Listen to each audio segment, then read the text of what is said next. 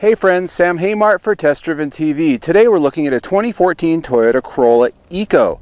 The ECO, well, that's a model that you can pay a little bit of extra money for to get a little bit of extra fuel economy. So today we're going to find out if it's worth it.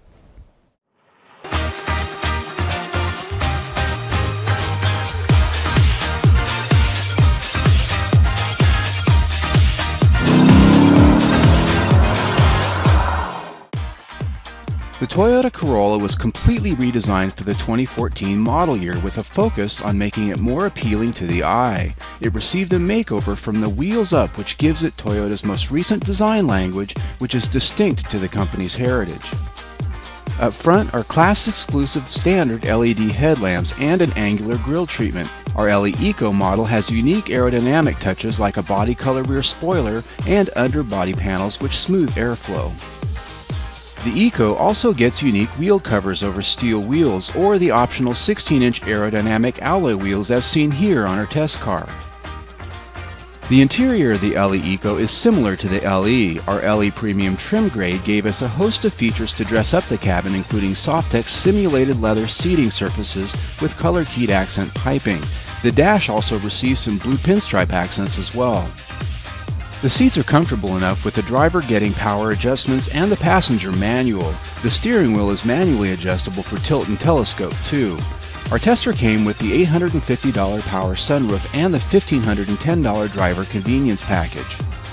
The latter brings push-button start, top-end infotainment system with navigation and Entune suite of app capabilities. You also get remote keyless entry, just to name a few.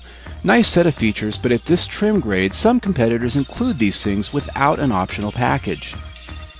Room isn't an issue front or rear, with plenty of space in both spots. The rear seat folds down 60/40 to allow increased cargo space. The trunk area is as generous as you can expect in this class, with a sizable opening for larger items.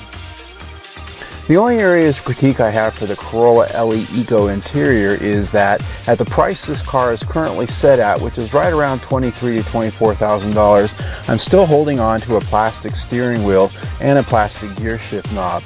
The other thing is a lot of these materials in here are still a little bit outclassed by a lot of its competition. Under the hood is where the ECO model is quite different from the mainstream Corolla. For an extra $400, this model gets a unique Valvematic version of the 1.8-liter four-cylinder engine, which has 8 more horsepower than the standard one at 140. It's more fuel efficient due to its increased range of variable valve timing, and it features variable lift for the intake valves. It's rated up to 42 miles per gallon highway, which is as much as 4 miles per gallon more than the standard Corolla. The only transmission choice for the Corolla LE ECO is a constantly variable transmission, or CVT.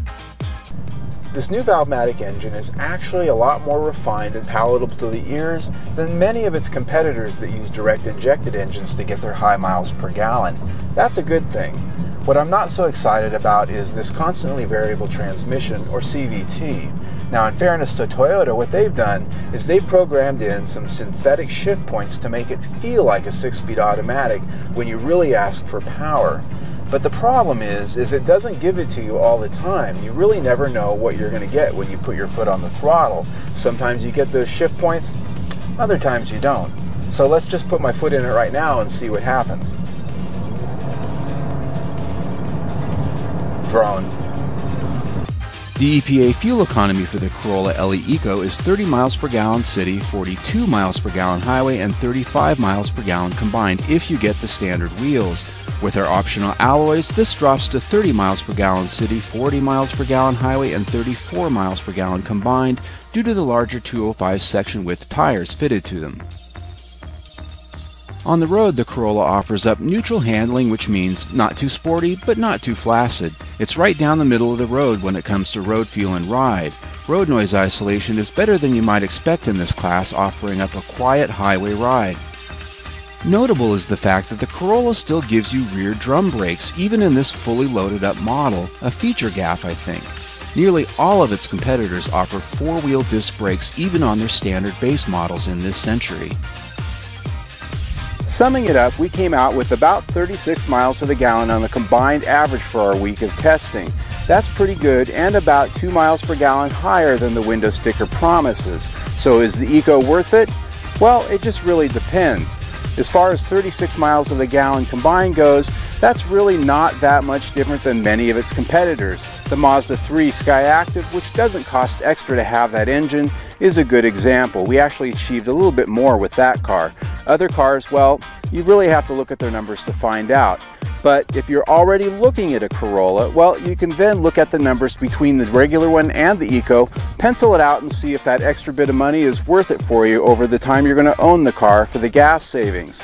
Overall though, for our rating this week, I'm going to give it 3.5 out of 5 stars, and that's because some of the areas like the interior, the hard plastics, and lack of features in some parts for the price, I felt it was outclassed by some of its competitors. I'm Sam Haymart for Test Driven TV. I hope you enjoyed the ride. For a more in-depth review and photo gallery, see our report on gasmiler.com.